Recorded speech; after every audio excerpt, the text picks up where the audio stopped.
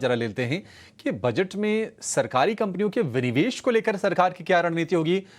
इस पर डिटेल के साथ हमारे सहयोगी प्रकाश जुड़ गए हैं। प्रकाश, फटाफट बताइए, क्या खबरें आ रही हैं आपके पास? देखिए, सूत्रों के हवाले से जो जानकारी हमें मिल रही है उसके हिसाब से सरकार आगामी बजट में डिसइन्वेस्टमेंट के लिए कोई स्पेसिफिक टारगेट तय नहीं करेगी। सूत्र हमें बता रहे हैं कि कैलिब्रेटेड डिसइन्वेस्टमेंट स्ट्रैटेजी के साथ सरकार आगे बढ़ रही है और मार्केट कंडीशंस के हिसाब से जो डिसइन्वेस्टमेंट ट्रांजैक्शंस हैं उसको लेकर सरकार आगे बढ़ेगी और कोई स्पेसिफिक टारगेट तय नहीं करेगी। और इसके अलावा जो फोकस है वो इस बार सरकार की रणनीति में थोड़ा बदलाव देखने को मिल रहा है और जो फोकस है वो पीएसयूज़ के वैल्यू जनरेशन, कैपिटल फॉर्मेशन के ऊपर है, ताकि ज़्यादा से ज़्यादा राजस्व जो है डिविडेंड के रूप में वो हासिल किया जा सके। पिछले वित्त वर्ष में सरकार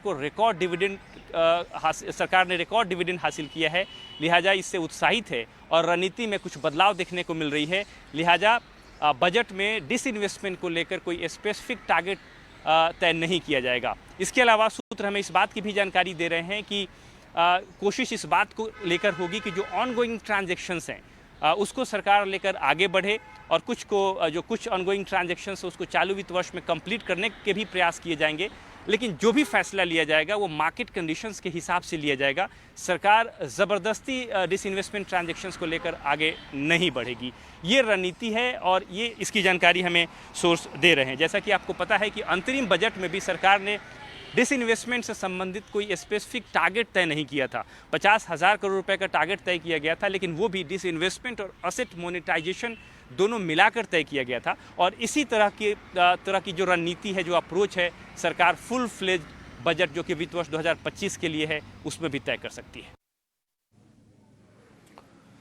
ठीक है, शुक्रिया प्रकाश। तो विनिवेश का जो टारगेट होगा वो होगा 50,000 करोड़ रुपए का। हालांकि पिछले साल भी 51,000 करोड़ रुपए का टारगेट था, लेकिन 16,000 करोड़ रुपए की ही विनिवेश किए सरकार ने। और अगर आप पिछले 4-5 साल से देखेंगे, जो ट्रेंड है, जो भी टारगेट सेट होते हैं उससे काफ़ी कम डाइवेस्टमेंट का आंकड़ा निकल के फाइनली आता है। लेकिन ये कुछ कंपनीज हैं, आपके स्क्रीन पर इनके नाम चल रहे हैं, उनके विनिवेश ज़रूर फोकस में रहेंगे। NMDC, BML, Concor, IDBI bank, ये तमाम तो लिस्ट में ये आपको पता भी है कि इन पर सरकार का फोकस है भी। तो 50,000 करोड़ रुपए ये लक्ष्य है सरकार की ओर से FY25 के लिए। ये सूत्रों के हवाले से ये खबर निकल के आ रही है। देखते हैं सरकार क्या टारगेट सेट करती है। जब बजट आता है वहाँ से क्या आंकड़े निकल के आते हैं। लेकिन